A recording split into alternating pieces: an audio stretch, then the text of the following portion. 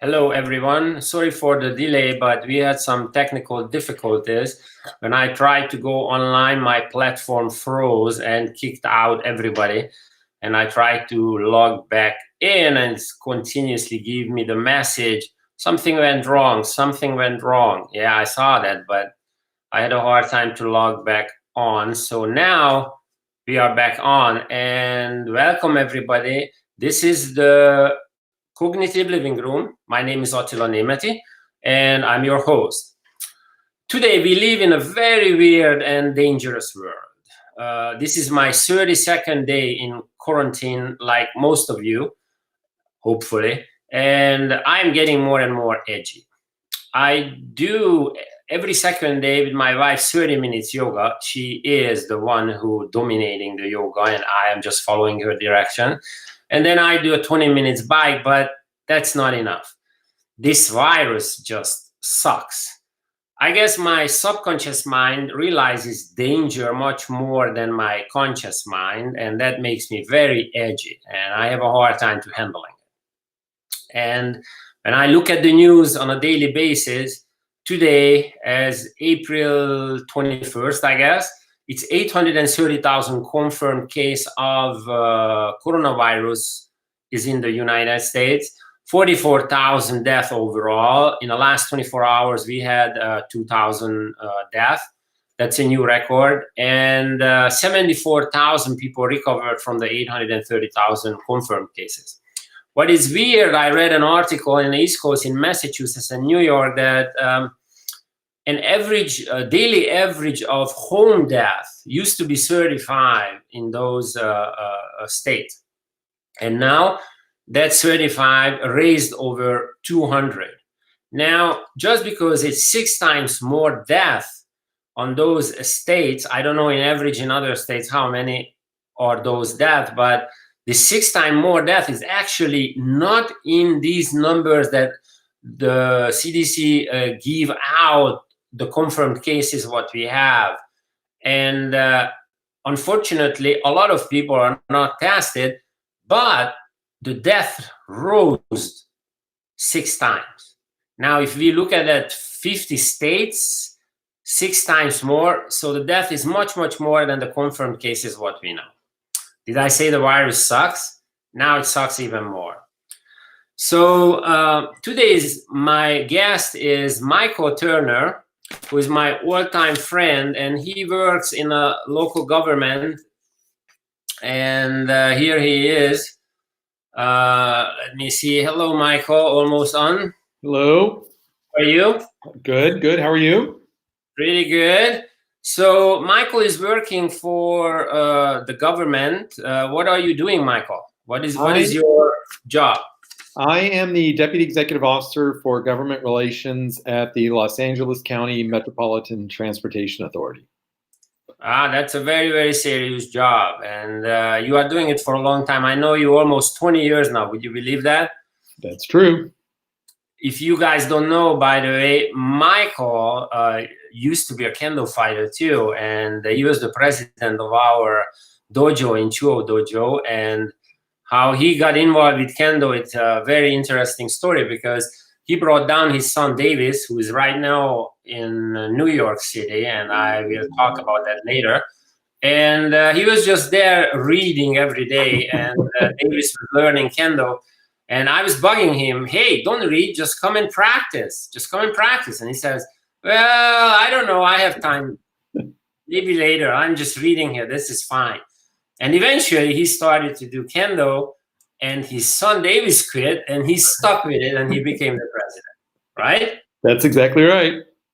Yeah, so let's talk about how do you handle the quarantine in this crisis situation? So in California, it's interesting because all public workers are declared public disaster workers. So in any kind of natural disaster, such as what we're in right now, public employees are actually required to work. We all have disaster plans in place to prepare for things like earthquakes and floods and fires. And so we basically activate those emergency plans during this period. That's the government side. I'm asking you Yeah. as a personal micro to know, how do you handle the quarantine and this crisis? Well, actually, in my case, I am required to go to work every day. So I am still going into the office, but we have all sorts of safety precautions that we are implementing. On the weekends and in the evening, I stay home. Right now, I swim on the Masters swim team at the Rose Bowl, but that's been off for months. On the weekend, it's just stay at the house, don't do anything. I'm also doing yoga. The swimmers call it dry land work. Hey, we can do yoga together. Yep. So I know that your son Davis is in New York. How do you feel about that? That New York is the most epidemic. They have the most epidemic crisis in the United States, and they have the most death and the most sick, and he's in the center of it. It's very worrying. How do you feel about that? It's very worrying because he's, New York is dense, and there's some speculation that is part of the reason why it has spread so rapidly, like New York. But it is, a place where you come into contact with humans every day compared to Los Angeles. People are used to being in their cars and not riding on crowded public transportation systems. So it's very concerning. His firm actually started a work from home policy long before the state implemented the shutdown. So he's been working from home for quite some time. What's a little actually troubling about that is Davis actually lives a block away from the main hospital in Brooklyn that is one of the epicenters for corona cases in New York. In fact, just down the block from his house are the trailers where they have the refrigerated, essentially portable morgues in a truck trailer. And they are right down the street from Davis's house. So he is very close to the epicenter of where it is happening in New York.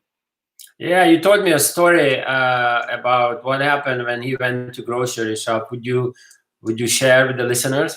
Sure. He went to a small grocery store in his neighborhood in Brooklyn, and he was in line with about, 3 or 4 other people. The cashier was coughing and handling all of the groceries for someone, 3 or 4 people ahead of him. And the cashier kept coughing and handling things. The people that were in line in front of Davis, they all looked at each other, grabbed their baskets, turned around, and put everything back and left. That's so scary, man. It's but it just points up the sense of fear that people are living in.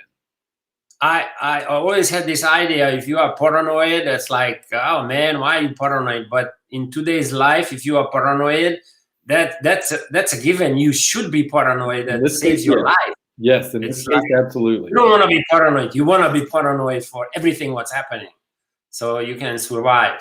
Or in these days. So how are the local government facing this COVID-19 virus? It's a real challenge for local government, depending on the level of service. Like in the county of Los Angeles, they are the main public health department for Los Angeles, and so they are feeling the direct effects of the coronavirus in terms of the hospitals and clinics around Los Angeles County.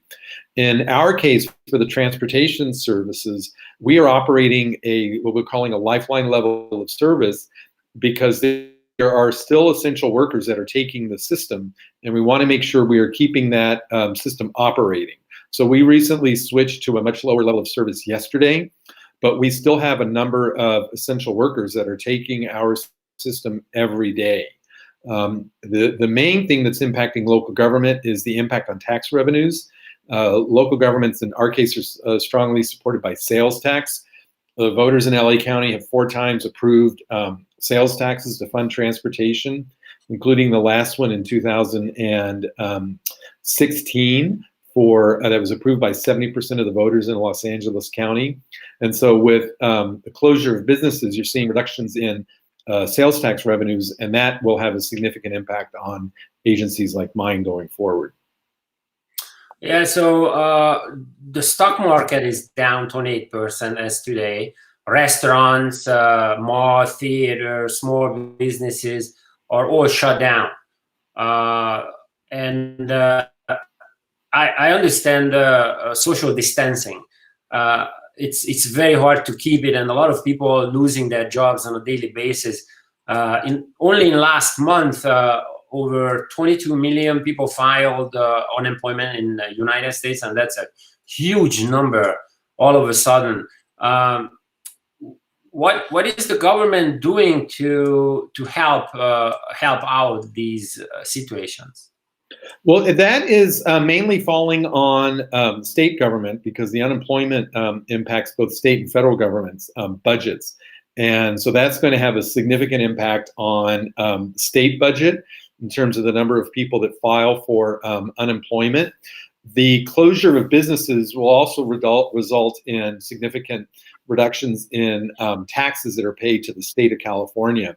It's not known how big the state budget deficit is going to be, but there's an expectation that the state will start to experience significant budget deficits going into the future. And a lot of that is because the way the state does its taxation is very tied to performances in the stock market.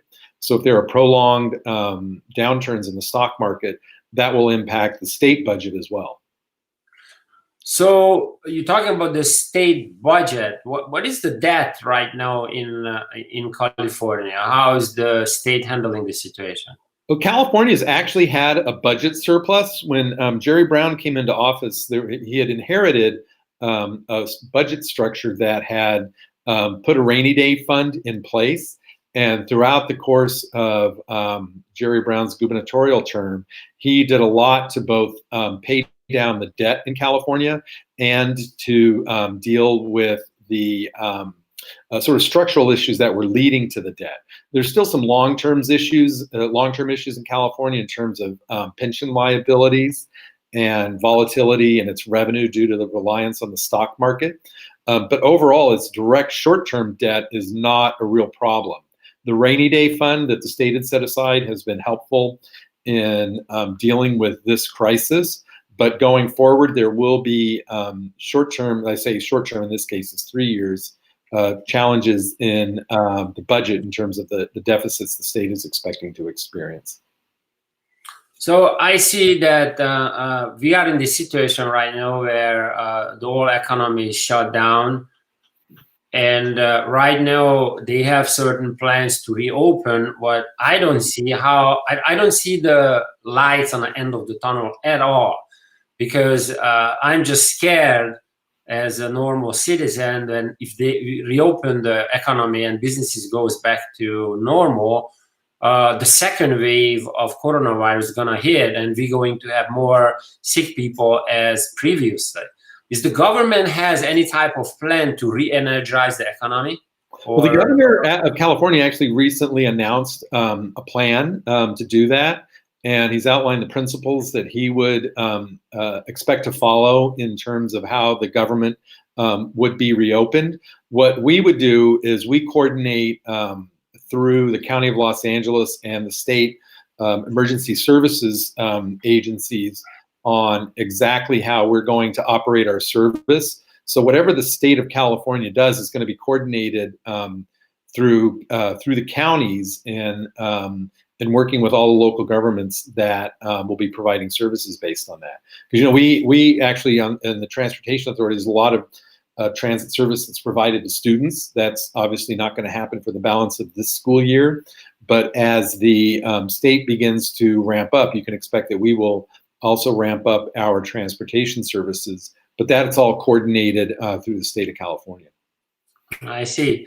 So going back to your personal life, a lot of people like me and my wife, we just hanging inside the house, and I'm the only one who goes out to shop once a week, and then I run back and hide. And like yesterday, she was quarantined 31 days without even moving out from the house. So I told her, okay, put on your clothes, we are going out. And she looked at me like, where are we going? Everything is closed. Just put on your clothes, let's go. So I took her out, we sit in a car, we went to Burger King, ordered a fish sandwich. That was our dinner. And then I went to the beach and I tried to park, but all of the beach was closed. And I had a really hard time to find a parking place. Eventually I did, where the boats are, and the people who lives on a boat, they had these parking places, and that's where we stayed. And we were looking at the yachts and the boats, and we ate the fish sandwich, and that was our date. And then we had fun, and then we came back home, and she was so happy after 31 days to move out. So other people who cannot go out or they stay inside, what would you tell them? What do you recommend for them to do? What is your recommendation for them? Well, actually, what I've been trying to do is not turn the TV on. I've been trying to do two things. Don't turn on the TV and stay away from social media. So that has been a big focus of mine. I'm reading a lot, and I've found a few projects around the house to do, but those are wearing thin. And so, there's a lot of music that gets played around here. The other thing I think we're finding is that people can connect with their families a lot. And so that has become something that I think is very rewarding. But really what I'm trying to do is read, watch very little TV. What is the latest book that you read? What was the latest actually book reading a book called I'm actually reading a book called The Silk Roads. It's by Peter Frankopan, I think the guy's name is. But it's all about how the area from sort of the Eastern Mediterranean to Asia had actually played a much stronger role in history than people are used to seeing. I think a lot of people are used to seeing history from a predominantly Western European perspective, but there has actually been a lot of history that has not been that well covered in the West that relates to the area basically from the Eastern Mediterranean all the way across to Asia, or to China rather. So it's a much broader look at history, or I should say a very different perspective on history and the role that part of the world has played. In fact, people are, they look at something like coronavirus as, one of the negative impacts of globalization. But, globalization is something that's been going on forever. If you look, for example, when the Western Hemisphere was colonized, they would say discovered, but colonized by Western Europeans, there was a lot of transfer of silver from Europe, from South America to Europe. That had a dramatic change in the economies in the East and in Europe. You called? I get kicked out again.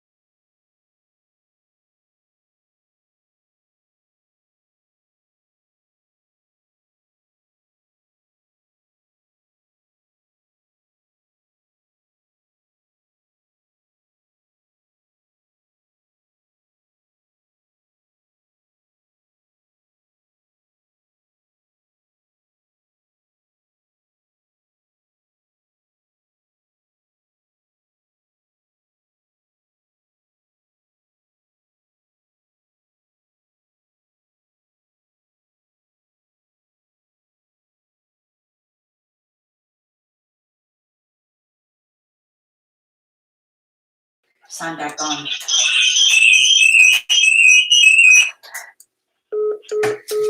Yeah. Can you hear me, Michael? Can you hear you. Can you hear me? I can hear you, yes. Yep.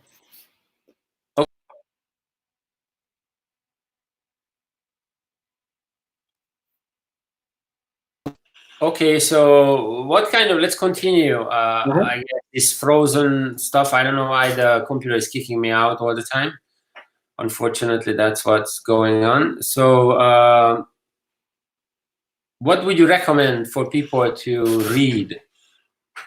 Well, so The Silk Roads is a great book. That was actually something my son told me to read or suggested I read. But one of my all-time favorite books now is Don Quixote by Miguel Cervantes. That is a classic. I think that is an absolute must-read. There's actually a lot of lectures you can find online that talk about the book. It's actually one of the first novels ever written in Western literature. I think it's actually considered the first novel that was ever written in Western literature. So, but I would also say pay very close attention to the language in the book and the words in the book, because every little word matters, and there's little twists on words that have very significant meaning to the story that's being told. Okay, so every night I try to search some movies for my wife to watch and enjoy it, and I'm running out of options. Would you recommend any good movies for the listeners? Or what was the last movie that you saw before you recommend? Movie that I saw. Well, the last movie I saw in a theater, actually Mina recommended yesterday, 1917. Oh yeah, that's a great movie. That was an amazing movie.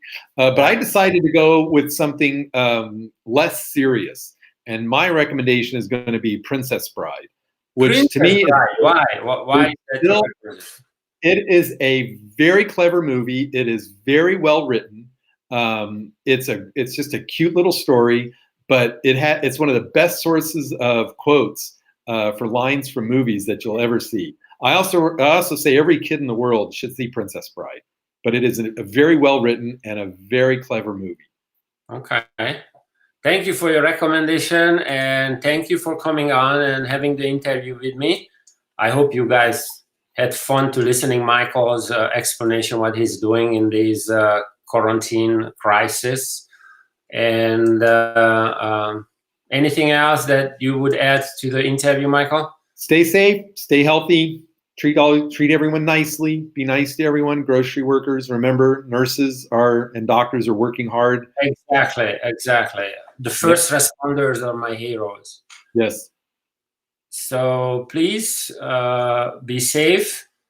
Strength and honor. I'm Spartacus, and I hope you guys are going to join me tomorrow. I will have a webinar about stock market and trading stocks in the quarantine. So hopefully see you tomorrow at 7 p.m. at Pacific time. Thank you for listening. Michael, thank you for coming. Thank you, everyone. Okay, bye-bye. Bye.